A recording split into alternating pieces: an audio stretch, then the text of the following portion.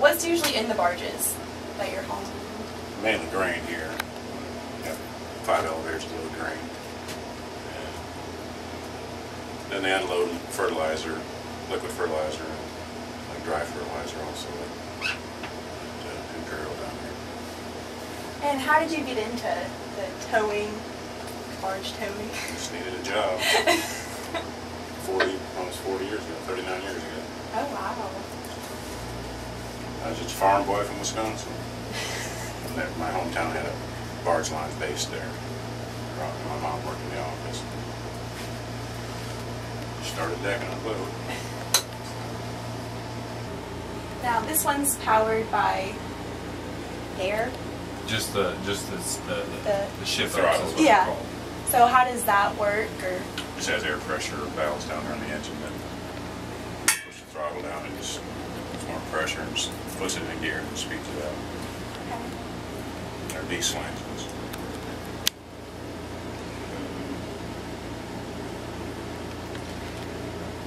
The company started in probably 1961 with Mr. Tanner, who used to live here, started business on the river, and the man I worked for, he bought the company in 1980.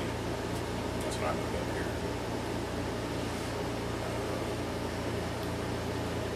We have about 10 employees. Say part of them work 6 and 3 swing, 6 days on, 3 off, and 6 nights on, 3 days off. We have some that work straight days, and we get real busy at harvest time. We have to work weekends with elevators working, so we just kind of swap off working weekends. and Evan was telling us you got a lot of action and then not so much. And Yeah, so what do you guys usually do in your downtime when you're on here? Clean. Well, this summer they did. We ground the boats all the way down to bare metal and repainted both boats. It took about a month for each one of them. Oh wow. So we try to do that every couple of years or so. And they just, like today, they just kind of monitor the fleet, and you never know when boats are going to come. Kind of have us. They tell you when they're going to come, but you don't really. You have an idea about when they come, but things can change. They can have problems or things, orders change and stuff. So They'll just radio us and let us know when they're getting close and what they have on orders, if they're dropping or picking. Okay.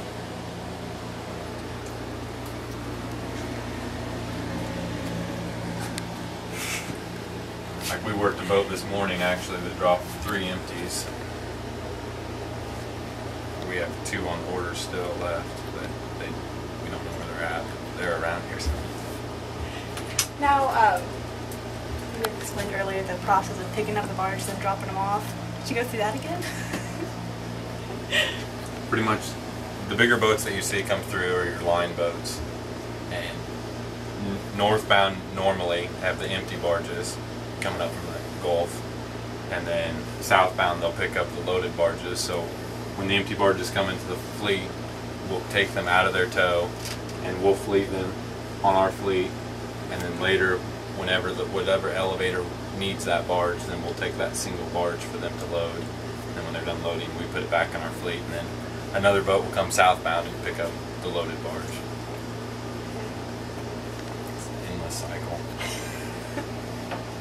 But sometimes northbound tows do have loaded barges, because like you said, the fertilizer and stuff will come up from down south and it's already loaded, so then they'll unload it, and every once in a while you'll get empty barges coming southbound, because there's cleaning companies north too that clean out barges, because obviously after they unload them they need to be cleaned out so they can be reloaded again. So then do you guys just mainly shuttle them from Yeah. We stay from about where the marina is to down below the power plant a little bit is our fleet. So then how many people do you normally have on a boat at one time? just 2 pilot and decking usually. And a barge holds between 1,500 and 1,700 ton, which is 55 to 70 million or 1,000 bushel of grain.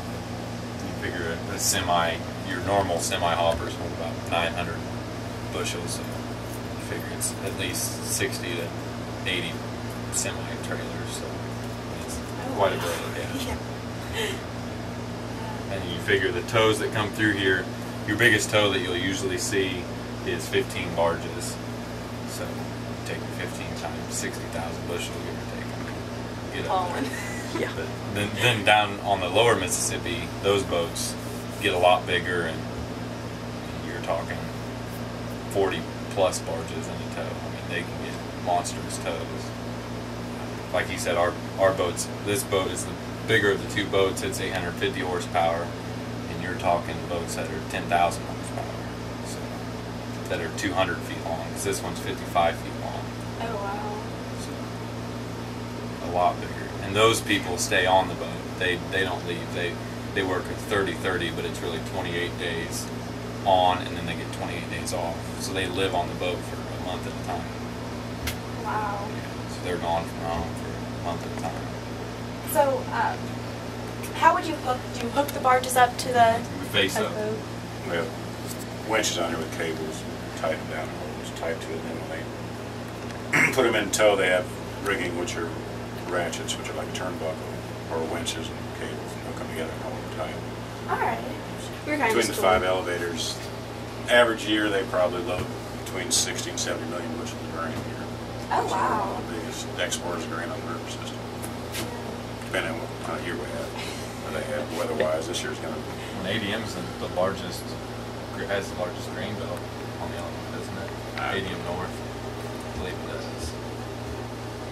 And all what's the the bands. ADM North?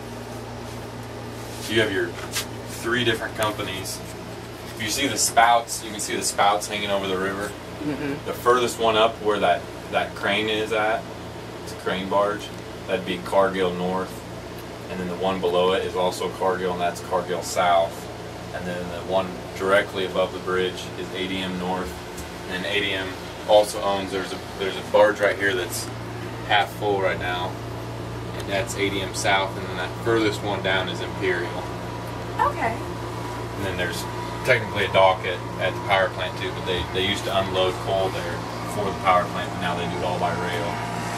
So they don't do the coal anymore. They used to have their own tug boat. Your average line boat that you see come through here is, I'd say the average about 4,800 to 5,600 horsepower. Some of them are 6,400. Anything over 6,400 is pretty much overkill on this river because it's not a fast moving river whatsoever. It can be. It's not like the Mississippi or Missouri or Ohio. We're at mile 119 is the bridge, I believe, 119.6. That's how far we are from the Gulf. mouth. We'll look at maps. Gulf South Illinois at Grafton. Oh, okay. Where it meets Mississippi. So have either of you ever, or any of you guys, have you ever fallen in or been pushed in? Pushed in. Depending on who you're working with. I fell in, you fell in. No. I'm not answering the question, but it's a no. It's just funny how somebody sometimes brags about how they haven't fell in and it winds up happening. That's why I don't say anything. I've watched people fall in. We had a guy fall in. It wasn't this past winter, it was the winter before, fell through the ice down by the power plant. But everyone was right there. So, they got him out. But So then how would you get somebody out? That's... we have life rings on the lower end of the boat, but we have a spike poles down the side. But when you're on an empty barge, like when we tie them off in our fleet, the wires are in the water, and we have jugs sitting in the water. That's what those colored jugs are that we hook with a pole, with a hook on the end, and pull them up. And usually those are your best ways to get people out. But, And they have to wear life vests on when they're on the river. yeah, we have to wear life vests at all times. I mean, it's dangerous, but I mean, it's more or less if you pay attention. I mean, it's more of that than anything. I mean, anything can happen. I mean, you could get hit or hurt at any job, but you are kind of a little bit more likely when you're.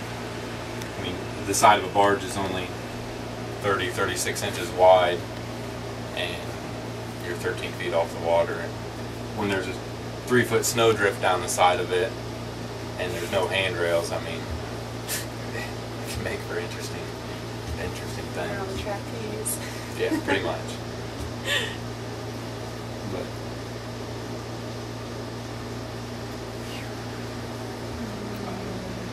And we have a crew here 7 days a week, 24 hours a day, 365 days a year. So we're here.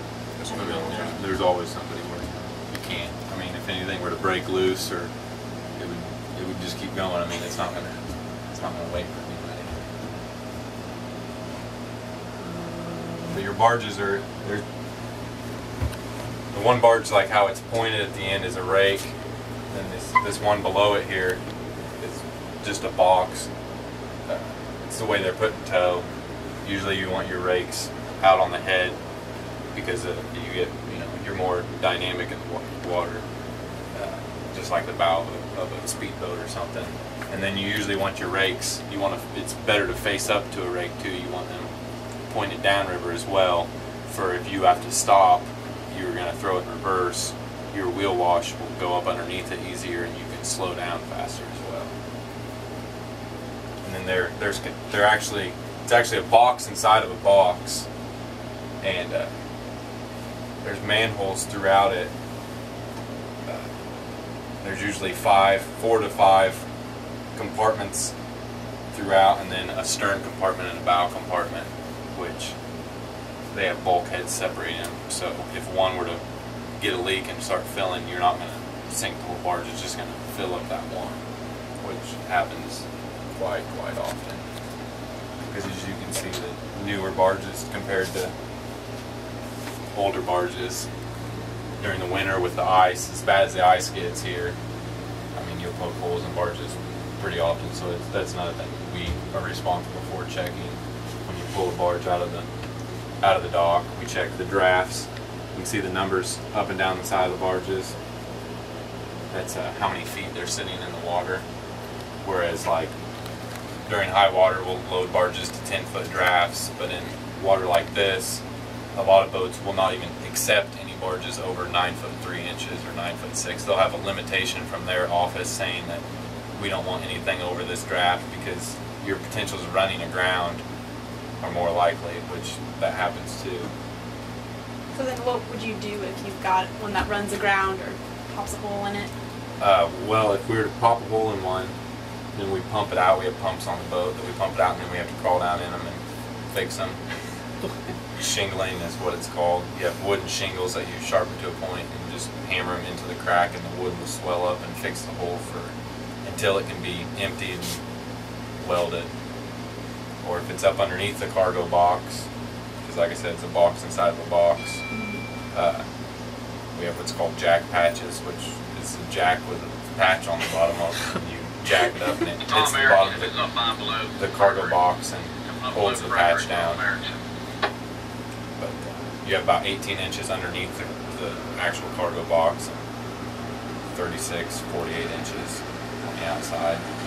So it's a pretty small place you're crawling through. So claustrophobic, it doesn't work out too well. It gets pretty hot too, obviously. I mean, it's a steel barge with a closed container that sits in the sun all day. So you're talking 140 degrees in there. And then during the winter, it's going to be the exact opposite with freezing cold water in there.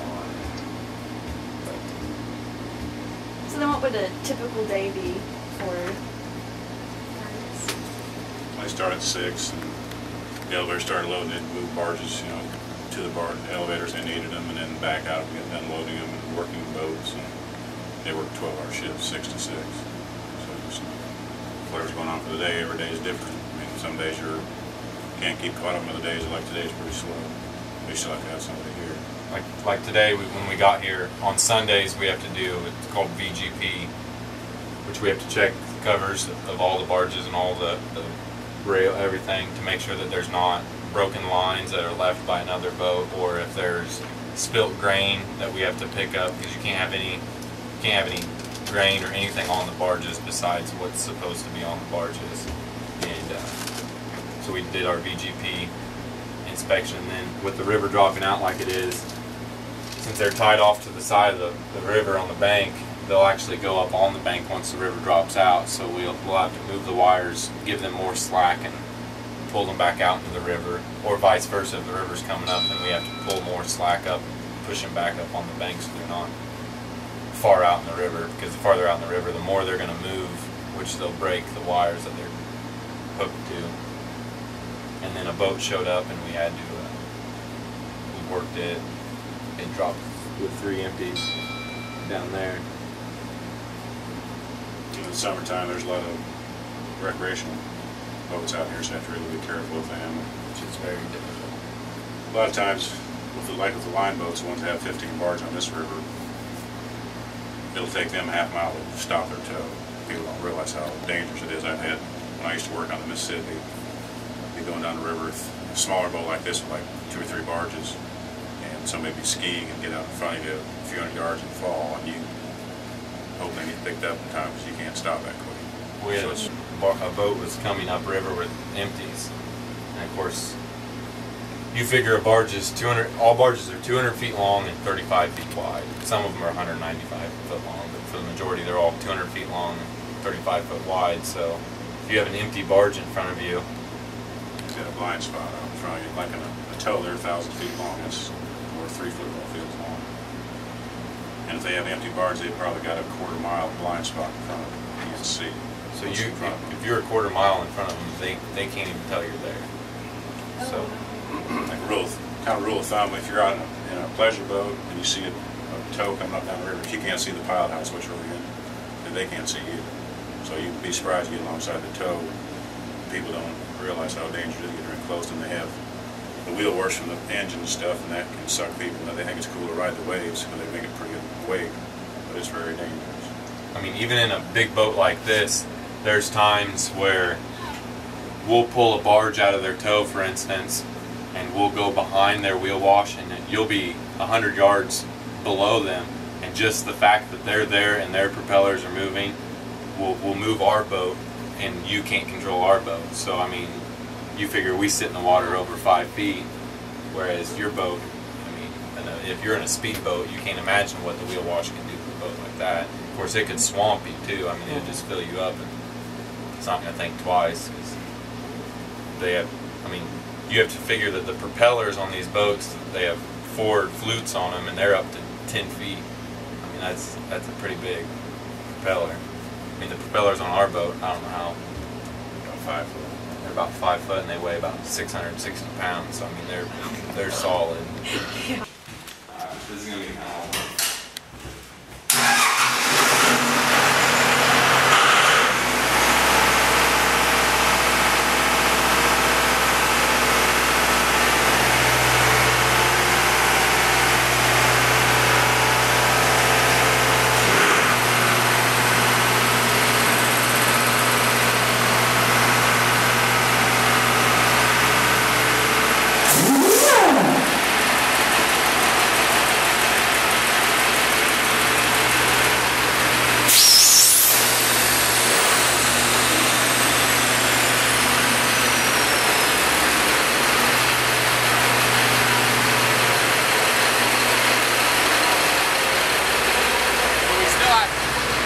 We're tied off, the generators aren't running, so we still have to have power in the boat, so we have shore power. Much like that.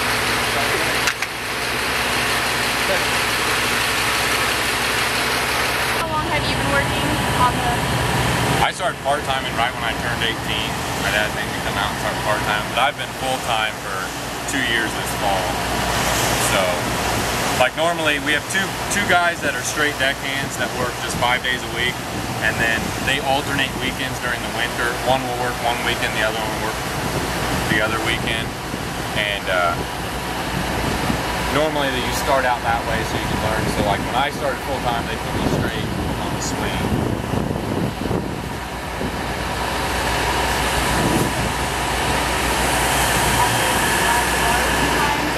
Only if I'm needed to. To get your pilot's license, you have to have at least 3 years of deckhand experience. It's actually so many hours, but it's pretty much equivalent to 3 full-time years. And then you have to get what's called your steersman license, which you have to go take a whole bunch of tests, and then you have to steer for so many hours, which takes a couple more years of just steering, and you have to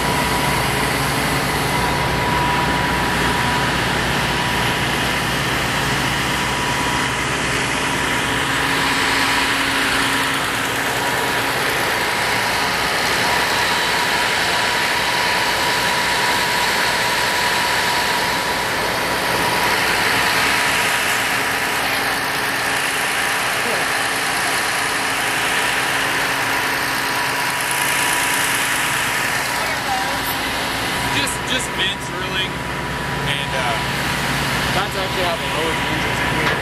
This whole thing comes off. We just have grates on this we can vent them. Just let them heat out if it's pretty hot. Yeah. Especially in the summer. You have 2 engines running full throttle, and it gets hot really fast.